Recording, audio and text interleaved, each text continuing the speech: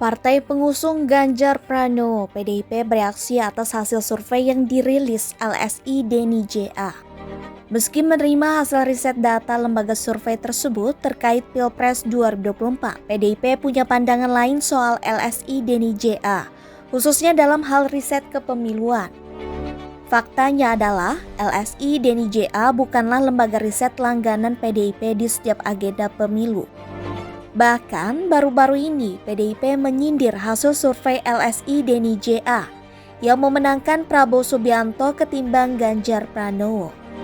Hal itu diungkapkan Sekretaris Jenderal Sekjen PDIP Hasto Kristianto. Hasto mengaku sudah memahami rekam jejak lembaga tersebut dalam beberapa momen pemilu. Dia pun mengatakan PDIP lebih memilih percaya lembaga survei lain yang lebih akurat.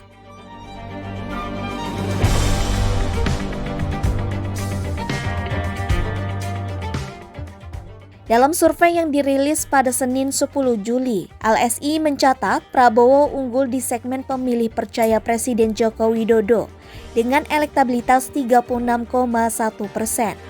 Kemudian disusul oleh Ganjar Pranowo dengan 34,7% dan Anies Baswedan dengan 20,1%.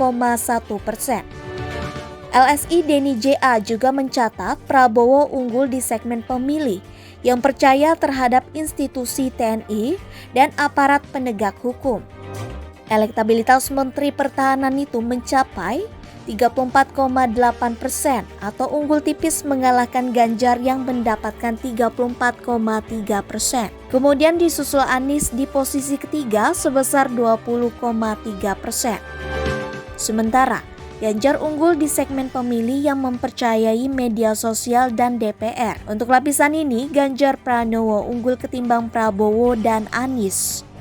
Publik yang percaya media sosial lebih banyak memilih Ganjar sebesar 37,5%. Kemudian disusul Prabowo sebesar 33,1% dan memilih Anies sebesar 18,4%. Hasil survei lainnya. Ini bukan kali pertama lembaga survei mencatat Prabowo Subianto sebagai bakal capres paling unggul secara elektabilitas di mata responden. Dua lembaga survei Indikator Politik Indonesia dan Poltreking Indonesia pernah mengeluarkan survei elektabilitas calon presiden dengan hasil Prabowo Subianto menempati urutan tertinggi. Survei Poltreking Indonesia mengenai elektabilitas calon presiden dilakukan di bulan Februari, Maret, dan April. Simulasi yang diterapkan yakni 20, 10, dan 3 nama kandidat. Dari 3 simulasi tersebut, Prabowo unggul berada di urutan puncak dengan rentang 28-33% pemilih responden. Survei dilakukan secara langsung terhadap 1.220 responden di 34 provinsi dengan metode multi-stage random sampling. Hasil survei dirilis pada 28 April lalu. Margin of error lebih kurang 2,9% dengan tingkat kepercayaan 95%. Sementara Indikator Politik Indonesia terakhir kali melakukan survei elektabilitas calon presiden, yakni pada 26-30 Mei. Hasil survei dirilis pada 4 Juni lalu. Dari seluruh simulasi, Prabowo Subianto memiliki elektabilitas tertinggi. Survei Indikator Politik Indonesia dilakukan terhadap 1.230 responden yang dipilih melalui proses pembangkitan nomor telepon secara acak, validasi, dan screening random digit dialing. Margin of error lebih kurang 2,9% pada tingkat kepercayaan 95%. Responden adalah warga negara Indonesia berusia 17 tahun atau sudah menikah.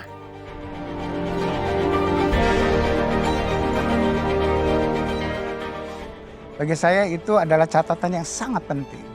Saya tidak mau punya presiden dengan track record seperti itu. Dan saya tidak mau sebagai warga negara punya presiden dengan record seperti itu. Apakah catatan kelam dari seorang Pak Prabowo Subianto itu akan mempengaruhi metodologi survei Anda? Tidak akan. Gubernur gagal, maka saya mengakui Pak Ganjar yang kurang apa dari Jawa Tengah. Kemiskinan saya masih sedih. Brebes itu masih luar biasa miskinnya. Apakah kita tidak bisa mendorong? Berarti Anda gagal? Iya, saya gagal. ini kok Pak Ganjar apa nonton film porno? Kalau saya nonton film porno itu salah saya di mana? Salah saya di mana? Nggak salah saya di mana kalau saya nonton gambar porno, film porno. Saya suka kok. Video Gubernur Jawa Tengah Ganjar Pranowo tengah jogging sambil memberi salam tempel ke warga. Kader Partai Demokrat Ardi Wirda Mulia menyoroti sikap orang nomor 1 Jawa Tengah tersebut dalam menyapa warganya. Nyapanya pakai duit. Gampang saja Pak, setiap ada perayaan hari besar agama saya hadir. Ternyata pemimpin hadir dalam perayaan itu sesuatu, ternyata. Maka followernya akan banyak. Bahkan ketika kemudian melalui medsos saya, ini hal kecil aja. Orang ibadah, satu musola, satu kapel.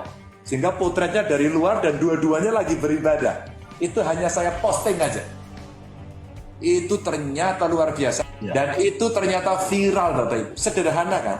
Tapi kalau Bapak Ibu follow IG saya, mungkin Bapak Ibu adalah subscriber YouTube saya. Sorry ya Bapak Ibu, saya YouTuber. Ya. Yang ekstrakurikulernya jadi gubernur gitu aja. Sebenarnya saya YouTuber gitu ya.